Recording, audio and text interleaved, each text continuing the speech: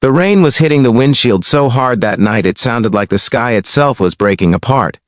The empty highway stretched through the darkness somewhere outside Boise, Idaho, and my headlights were the only thing fighting the storm. I almost didn't see her. A lone figure standing near the old gas station sign, soaked to the bone, arms wrapped around herself like she was trying to hold together the pieces of her life. I slowed the car, something deep inside telling me this moment would change everything.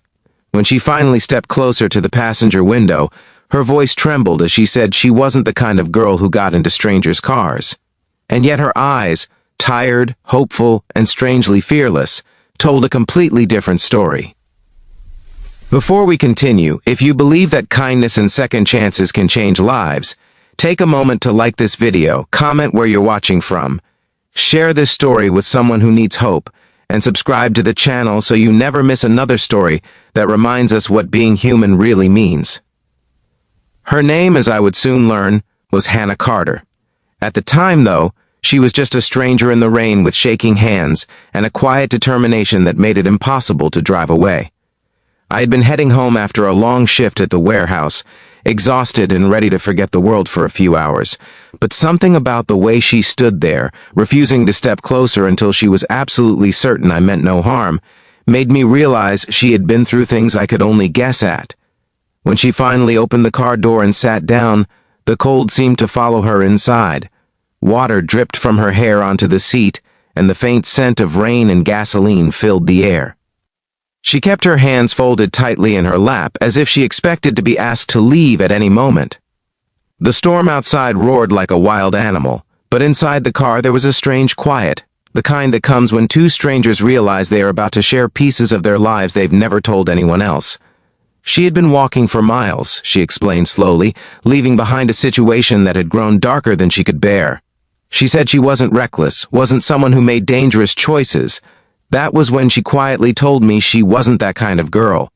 The words sounded rehearsed, like she had said them many times before to convince the world, and maybe even herself. But the moment she lifted her gaze toward me, there was something deeper there, something braver than the fear she tried to hide. Her eyes carried the look of someone who had already survived more than most people ever see. I remember telling her gently that her eyes told a different story, not a reckless one, not a careless one, but the story of someone who had reached the edge and decided to keep going anyway. For the first time since getting into the car, she let out a small laugh, the kind that breaks through exhaustion like sunlight through clouds. We drove through the rain for a long time before she began to talk more openly. Her story unfolded slowly, piece by piece, like fragile glass being carefully set on a table. She had moved to Boise 2 years earlier with someone she trusted completely, someone who had promised her a fresh start. But promises can sometimes be the most dangerous things in the world when they're spoken by the wrong person. The relationship that once felt safe had slowly turned into something suffocating. Control replaced kindness. Silence replaced laughter. She had spent months convincing herself things would change, that the man she once believed in would become that person again. But some nights, like the one she had just escaped from, made it impossible to keep pretending. When she left, she hadn't taken much with her. A small backpack, a phone with almost no battery, and a quiet determination not to go back no matter what happened next. Listening to her, I realized how strange life can be.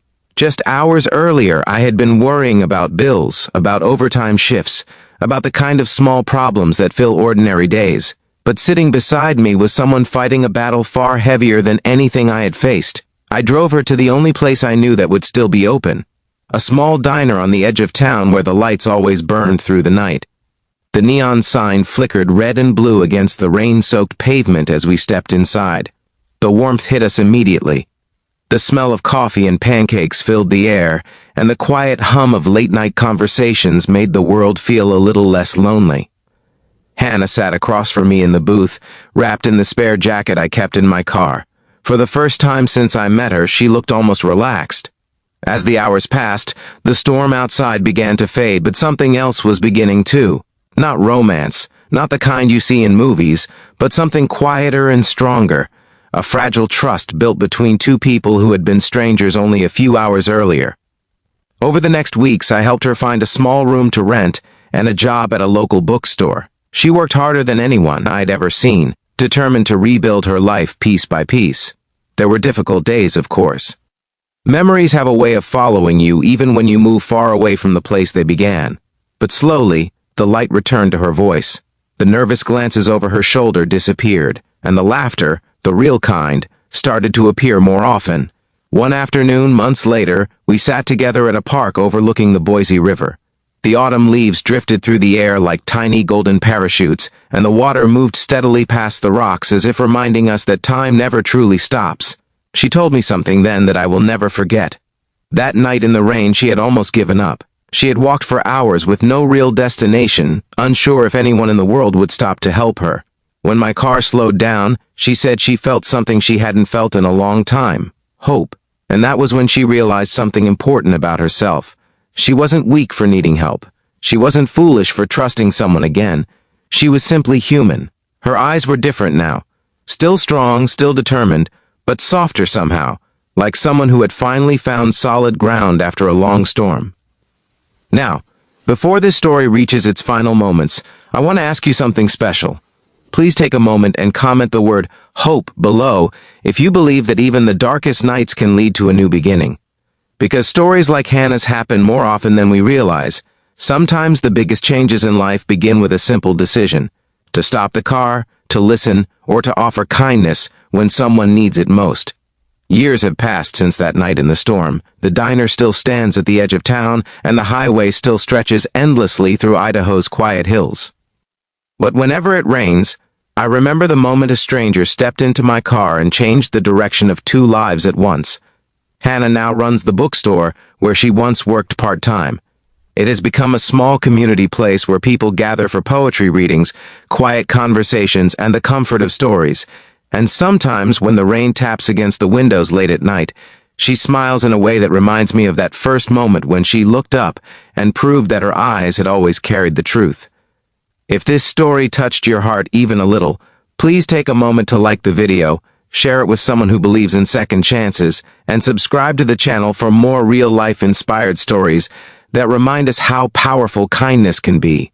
Because sometimes, the most important moments in our lives begin with a stranger in the rain, and the courage to believe that their story matters.